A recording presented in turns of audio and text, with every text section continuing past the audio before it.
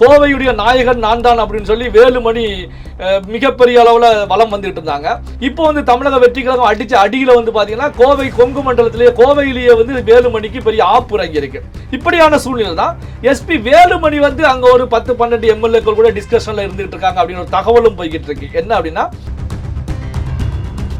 டிவிகேக்கு எதிரான நிலையில திமுக மட்டும்தான் இருக்க போறது, அதிமுக அந்த லிஸ்ட்லயே இல்லை அப்படிங்கிற ஒரு நிலை தான் வரும். காங்கிரஸ் பேசிக்கிட்டு இருக்காங்க விஜய் கூட, அதே நேரத்தில் வந்து பாமகவும் பேசிக்கிட்டு இருக்காங்க. விஜய் அவர்களை பொறுத்த வரைக்கும் ஒரு விஷயத்துல தெளிவா இருந்துட்டு இருக்காங்க. யாரு கூட கூட்டணி வைத்தாலும் பெரிய அளவுல ஊழல் கரை படியாதவர்கள், மக்கள் மத்தியில் ஒரு நன்மதிப்பை பெற்றவர்கள், இந்த அடிப்படையில நாம சேர்த்துக்கிட்டா தான் என்னுடைய அரசு வந்து ஒரு நல்ல அரசாக இருக்கு. ₹1 கூட மக்கள் பணத்தை எடுக்க மாட்டேன் அப்படிங்கிற உறுதிமொழி வந்து ஏற்கனவே கொடுக்கப்பட்டு விட்டது. காங்கிரஸ் பாமக அப்படிங்கும் போது ஒரு பாமக ஒரு ஜாதி கட்சியாக இருந்தாலும் அங்க இருக்கக்கூடிய எம்எல்ஏக்களை பொறுத்த வரைக்கும் எந்த ஊழல் ஆட்சியில பங்கு பெற்றவர்கள் கிடையாது. அதனால பாமக உள்ள வருவதற்கும் காங்கிரஸ் உள்ள வருவதற்கும் ஆன வாய்ப்புகள் தான் அதிக அளவுல இருந்துட்டு இருக்கு அப்படின்னு பார்க்கலாம். எஸ்பி வேலுமணி வந்து ஒரு 12-14 எம்எல்ஏக்களை தயார் செய்து வச்சிருக்காங்க. அதிமுக 2ஆக உடைபட்டு வேலுமணி தலைமையில ஒரு 10-15 எம்எல்ஏக்கள் விஜய் கூட சேர்ந்து தாவேக்காவே அங்க ஆட்சி அமைக்க போறதா அப்படிங்கிற ஒரு தகவலும் அந்த சைடுல இருந்து நமக்கு கிடைச்சிருக்கு. விசிக வந்து கம்ப்ளீட்டா முடிச்சு விடப்பட்டு விட்டது அப்படின்னு எடுத்துக்கலாம். 8 தொகுதியில போட்டியிட்டு 2 தொகுதியில வெற்றி பெற்றிருந்தாலும் எதிர்காலத்துல விசிகாக ஒரு லைஃப் இல்லாத ஒரு சூழல் ஏற்படுத்தப்பட்டு விட்டது. காரணம் என்ன அப்படின்னா பொது தொகுதிகள்ல நின்ற 25 வரைக்கும் பறையர் சமுதாயத்தை சேர்ந்த நண்பர்கள் வெற்றி பெற்றிருக்காங்க.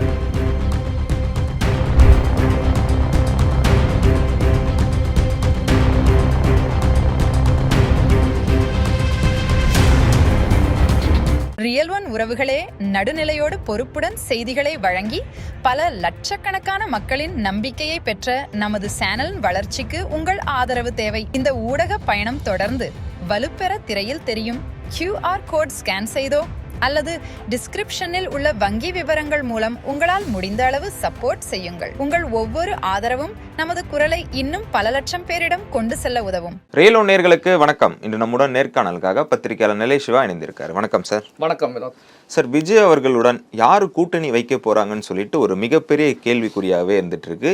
விஜய் அவர்கள் பதவி ஏற்கும் போது ஒரு நல்ல மெஜாரிட்டியோட விஜய் அவர்கள் பதவி ஏற்பாரா, இல்ல பேச்சுவார்த்தை உள்ளுக்குள்ள எதனா நடத்திட்டு இருக்காங்களா? தற்போதைய நிலை இப்ப என்னவாக இருக்கு சார்? அதாவது வந்து பாத்தீங்கன்னா விஜய் அவர்கள் கூட பல கட்சிகள் பேசிக்கிட்டே தான் இருக்காங்க. ஒரு பக்கம் காங்கிரஸ் பேசிக்கிட்டு இருக்காங்க, இன்னொரு பக்கம் வந்து பாமக பேசிக்கிட்டு இருக்காங்க, 2 கம்யூனிஸ்டுகள் விடுதலை சிறுத்தைகள் பேசிக்கிட்டு இருக்காங்க. இன்னொரு பக்கம் நடக்கக்கூடிய நிகழ்வுகள் தான் வந்து தமிழக அரசியல் களத்தில் மிகப்பெரிய ஒரு பூகம்பத்தையே தற்போதைய நிலையில் ஏற்படுத்தி இருக்கு. காரணம் என்ன அப்படின்னா திராவிட கட்சிகள் ஒன்று காணாமல் போகிறதா. ஏற்கனவே விஜய் அவர்கள் களத்தில் நின்று 2 திராவிட கட்சிகளுக்கும் சம்மட்டி அடி கொடுத்துருக்காங்க. இந்த பக்கம் ஒரு சம்மட்டி அடி அதிமுக 3வது இடத்துக்கு தள்ளப்பட்டிருக்கிறது.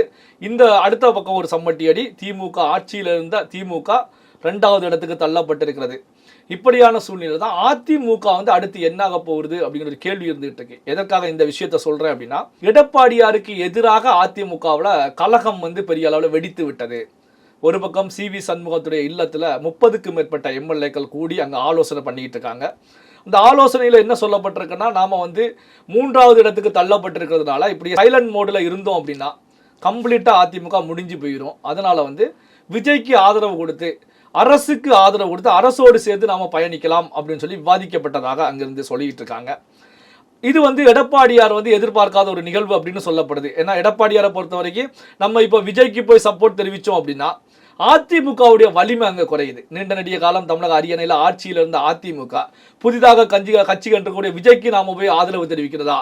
திமுக வந்து விஜயை எதிர்த்து களமாடும் போது நாம வந்து எதிர்த்து களமாடாமல் நாம விஜய்க்கு ஆதரவு தெரிவித்தோம் அப்படின்னா தேர்தல் சமயத்தில் விஜய் அவர்கள் சொன்னது உண்மையாகிறது.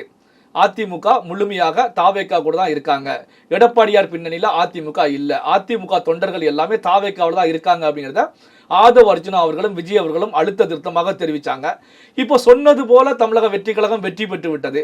நாமும் போய் தாவேக்காவுடைய அரசோடு சேர்ந்து பயணிச்சோம் அப்படின்னா முழுமையாக விஜய் சொன்னது உண்மையாகிவிட்டது. எதிர்காலத்தில் அதிமுக தாவேக்காவுக்குள் அடக்கமாகிவிடும், உள்ளுக்குள்ளேயே சென்று விடும். அதற்கான ஒரு வாய்ப்பை நாம கொடுக்க கூடாது அப்படிங்கிற நிலையில எடப்பாடி பழனிசாமி இருக்காங்க.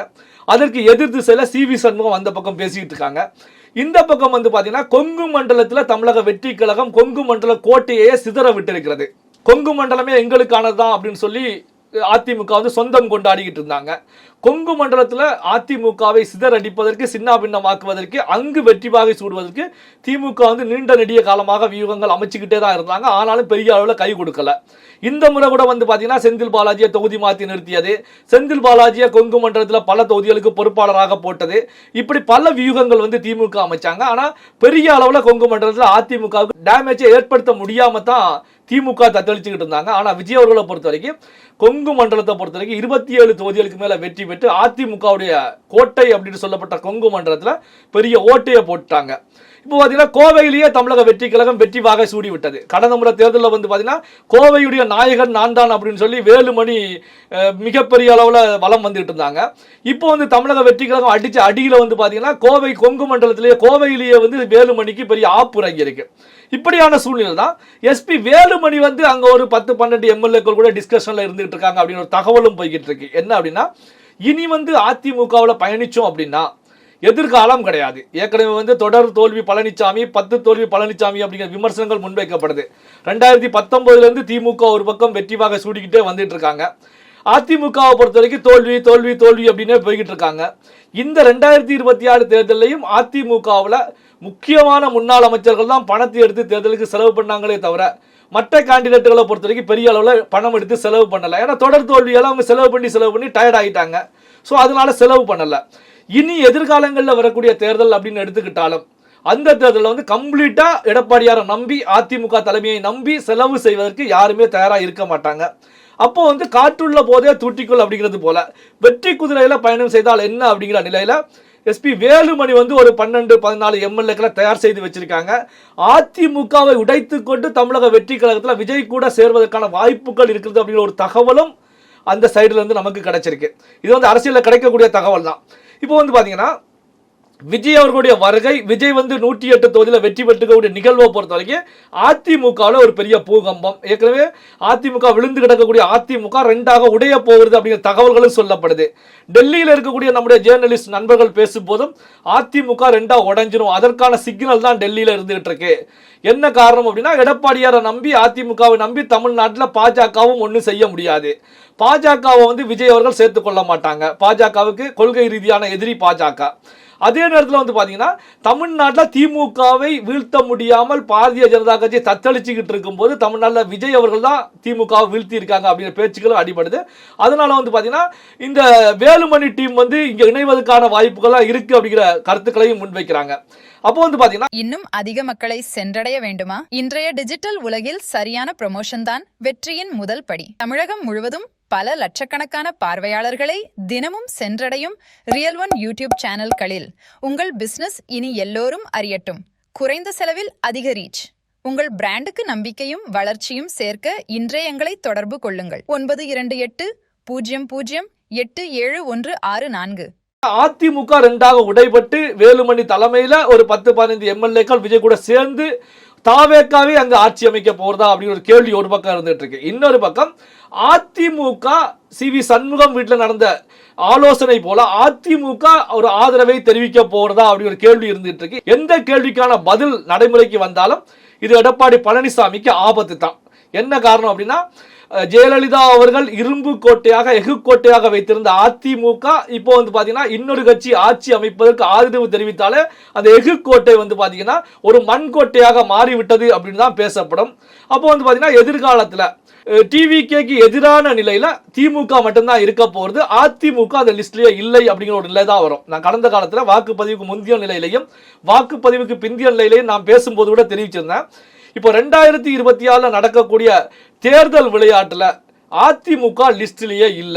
திமுகவுக்கும் டிவிகேக்கும் இடையில தான் நடந்துகிட்டு இருக்கு. இந்த களம் வந்து போட்டி 2 பேருக்கு இடையில தான் நடந்துகிட்டு இருக்கு. விஜய் சொல்லக்கூடிய விஷயம் டிஎம்கேவா டிவிகேவா அப்படிங்கிறது நிஜமான ஒரு விஷயமா தான் களத்தில் பிரதிபலிச்சுக்கிட்டு இருக்கு. அதிமுக மேக்சிமம் 40 தொகுதிகளுக்குள்ளார சுருங்கி விடும் அப்படிங்கிற கருத்துக்கள் தான் அழுத்த திருத்தமாக முன் வச்சிருந்தேன். ஆனால் 40 அப்படின்னு சொன்னதை பொறுத்த வரைக்கும் இப்போ அதிமுக மட்டும் 47 தொகுதி வரைக்கும் ஜெயிச்சிருக்காங்க. அதிமுக சொன்னது போல சுருங்கி விட்டது.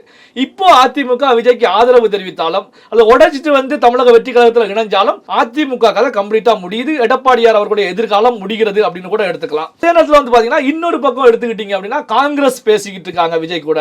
அதே நேரத்தில் வந்து பாமகவும் பேசிக்கிட்டு இருக்காங்க. விஜய் அவர்களை பொறுத்த வரைக்கும் ஒரு விஷயத்துல தெளிவா இருந்துட்டு இருக்காங்க. யாரு கூட கூட்டணி வைத்தாலும் பெரிய அளவுல ஊழல் கரை படியாதவர்கள், மக்கள் மத்தியில் ஒரு நன்மதிப்பை பெற்றவர்கள், இந்த அடிப்படையில் நாம சேர்த்துக்கிட்டா தான் என்னுடைய அரசு வந்து ஒரு நல்ல அரசாக இருக்கும். என்ன காரணம் அப்படின்னா, ₹1 கூட மக்கள் பணத்தை எடுக்க மாட்டேன் அப்படிங்கிற உறுதிமொழி வந்து ஏற்கனவே கொடுக்கப்பட்டு விட்டது. அப்போ பார்த்தீங்கன்னா மக்கள் பணத்தை கொள்ளை அடிச்சவங்களை சேர்த்துக்கிட்டு ஒரு அரசை அமைக்கிற அந்த அமைச்சரவையில் அவர்களுக்கு இடத்தை கொடுக்கணும் அப்படின்னா அந்த ஏற்கனவே எடுத்துக்கொண்ட உறுதிமொழிக்கு எதிரானதாகத்தான் பார்க்கப்படும். அதே நேரத்தில் ஒரு கட்சி அமைச்சரவையில் இடம்பெறாமல் வெளியில இருந்து ஆதரவு கொடுத்தால் கூட ஏற்றுக்கொள்ளலாம். ஆனா வந்து பாத்தீங்கன்னா காங்கிரஸ், பாமக போன்ற கட்சிகளை பொறுத்த வரைக்கும் அமைச்சரவையில ஷேரிங் கேட்கறாங்க. அப்ப அமைச்சரவையில ஷேரிங் கொடுக்கணும்னா ஊழல் கரை படியாதவர்களுக்கு தான் கொடுக்க முடியும். ஊழல் கரை படிந்தவர்களுக்கு கொடுக்க முடியாது அப்படிங்கிற ஒரு நிலை இருந்துட்டு இருக்கு. இப்படியான ஒரு நிலை தான் விஜய் அவர்களை பொறுத்த வரைக்கும் பொறுமையாக நாம ஒரு டிசிஷன் எடுக்கலாம், யாரை உள்ள கொண்டு வருவது அப்படிங்கிற நிலையில. இன்னொரு பக்கம் வந்து விசிக திருமாவளவன் அவர்கள் பேசிக்கிட்டு இருக்காங்க, கம்யூனிஸ்ட்கள் ரெண்டும் பேசிக்கிட்டு இருக்காங்க. 2 கம்யூனிஸ்ட்கள் திருமாவளவன் அவர்கள் 3 பேரும் சேர்ந்து ஒரே இதாக தான் பேசிக்கிட்டு இருப்பதாக தகவல் இருக்கு.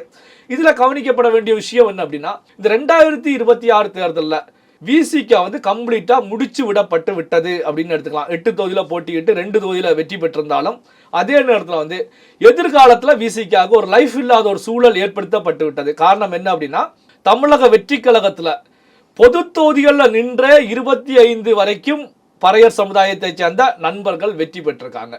திருமாவளவன் அவர்கள் பேசக்கூடிய அந்த சமூக நீதி, அந்த விஷயங்கள் எல்லாம் வந்து அவரால் நிலைநாட்ட முடியாமலே இருந்துட்டு இருந்துச்சு. காரணம் என்ன அப்படின்னா, திமுக முக்கியத்துவம் கொடுக்க மாட்டேங்கிறாங்க, முன்னுரிமை கொடுக்க மாட்டேங்கிறாங்க, எங்களுடைய வளர்ச்சிக்கு தடை போடுறாங்க, சமூக நீதி இல்லை, சமத்துவம் இல்லை அப்படின்னு வார்த்தைகளில் மட்டும்தான் திருமாவளவன் பேசிக்கிட்டு அதே நேரத்தில் ஸ்டாலின் அவர்களுக்கு சமரசம் வீசிக்கொண்டே தான் ஒரு பக்கம் இருந்துட்டு இருந்தாங்க. ஆனா இப்போ பாத்தீங்கன்னா இதெல்லாம் ஒட்டச்சு எரிஞ்சு பொது தொகுதியில எல்லாமே பறையர் சமுதாய நண்பர்கள் வெற்றி பெற்றிருக்காங்க. தனி தொகுதிகள் மட்டுமல்ல பொது தொகுதியிலும் வெற்றி பெற்றிருக்காங்க. அப்படின்னால விஜய் அவர்கள் இங்க சமூக நீதியை நிலைநாட்டி இருக்காங்க. இப்போ தூத்துக்குடியில வந்து பாத்தீங்கன்னா ஒரு மீனவர் சமுதாய வேட்பாளர் நின்று வெற்றி பெறுவது கடினமா இருந்துச்சு. அந்த மீனவர் சமுதாயத்தை சேர்ந்தவர் நின்று வெற்றி பெற்றிருக்காங்க. அப்போ வந்து பாத்தீங்கன்னா இந்த தேர்தலில் என்னென்ன வியூகங்கள் எல்லாம் திமுக அதிமுக ஃபாலோ பண்ணுவாங்களோ, இந்த தொகுதியில் இந்த ஜாதி தான் நிற்கணும், இந்த தொகுதியில் இந்த மதம் தான் நிற்கணும் அப்படின்னு சொல்லி ஜாதி மத அரசியல் செய்துட்டு இருந்தாங்க. இந்த ஜாதி மத அரசியலுக்கும் முடிவுரை எழுதி இருக்கிறது தமிழக வெற்றி கழகம். அதனால தான் வந்து பார்த்தீங்கன்னா விஜய் அவர்களை பொறுத்த வரைக்கும் அமைச்சரவையில் இல்லாமல் வெளியிலிருந்து ஆதரவு தெரிவித்தா பரவாயில்ல, அமைச்சரவையில் இடம் பெறணும் அப்படின்னா அவன் தூய சக்தியை சார்ந்தவனாகத்தான் இருக்கணும். காரணம் என்ன அப்படின்னா, நாம தீய சக்தியை அப்புறப்படுத்தி ஒரு தூய்மையான அரசியலை ஆட்சியை கொடுப்பதற்காக வந்திருக்கோம். அந்த தூய்மையான ஒரு அரசியலை ஆட்சியை கொடுக்கக்கூடிய சூழ்நிலையில கரை படிந்தவர்களை உள்ள எடுத்துட்டு வர வேண்டாம் அப்படிங்கிற நிலையில உறுதியாகத்தான் இருந்துகிட்டு இருக்காங்க. இருந்தாலும் வந்து ஒரு 10 தொகுதிகள் தேவை அப்படிங்கிற நிலையில அடுத்த மூமெண்ட் எப்படி இருக்க போகுது அப்படி ஒரு கேள்விகள் மிக முக்கியமான கேள்விகளாக இருக்கிறது. என்ன பொறுத்த வரைக்கும் பாத்தீங்கன்னா எஸ்பி வேலுமணி டீம் உள்ள வந்தாலும் விஜய் அவர்கள் உள்ள சேர்த்துக்கிட்டாலும் அமைச்சரவையில பங்கு கொடுப்பதற்கான வாய்ப்புகள் கிடையாது. என்ன காரணம்னா, எஸ்பி வேலுமணி மேலையும் ஏற்கனவே கேஸ்கள் விமர்சனங்கள் இருந்துகிட்டே இருக்கு, சட்ட ரீதியாக இருந்துகிட்டு இருக்கு. அதே நேரத்தில் இப்ப காங்கிரஸ் பாமக அப்படிங்கும் போது ஒரு பாமக ஒரு ஜாதி கட்சியாக இருந்தாலும் அங்க இருக்கக்கூடிய எம்எல்ஏக்களை பொறுத்த வரைக்கும் எந்த ஊழல் ஆட்சியில பங்கு பெற்றவர்கள் கிடையாது. அதனால பாமக உள்ள வருவதற்கும் காங்கிரஸ் உள்ள வருவதற்கும் ஆன வாய்ப்புகள் தான் அதிக அளவில் இருந்துட்டு இருக்கு அப்படின்னு பார்க்கலாம்.